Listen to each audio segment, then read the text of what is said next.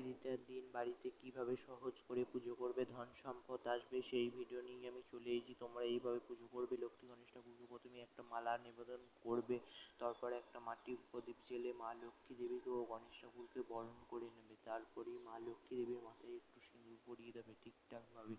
মা লক্ষ্মী দেবী সেই জিনিস সিঁদুর পরালে খুব প্রসন্ন হয় মা লক্ষ্মী দেবী। তোমরা এইভাবে পুজোটা শুরু করবে সকালেই, কিন্তু ফার্স্ট সকালেই পুজো শুরু করবে। তারপরেই গণেশ ঠাকুরের জন্য পুষ্প নিবেদন করবে, ওম গণেশ গোবিন্দন সিদ্ধিদাতা গণেশায় নমঃ। তারপরে মা লক্ষ্মী দেবীর জন্য পুষ্প নিবেদন করবে, ওম শ্রী শ্রী মহালক্ষ্মী দেবী নমঃ নারায়ণ। ওম গন্ধ পুষ্পে নমঃ নারায়ণ। আবার গণেশ ঠাকুরের জন্য পুষ্প নিবেদন করবে, ওম গণেশ গোবিন্দ এবং সিদ্ধিদাতা গণেশায় নমঃ। আবার মা লক্ষ্মী দেবীর জন্য পুষ্প নিবেদন করবে, ওম শ্রী শ্রী মহালক্ষ্মী দেবী নমঃ নারায়ণ। ওম গন্ধ পুষ্পে নমঃ নারায়ণ। আবার তারপরে ফল নিবেদন, ওম সেই জন্য ফল নিবেদন করবে, ও মিষ্টি নিবেদন করবে। সব ঠাকুরের জন্য সেদিন মিষ্টি আসবে।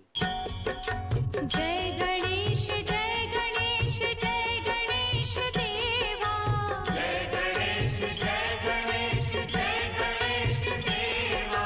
माता जाकी पार्वती जय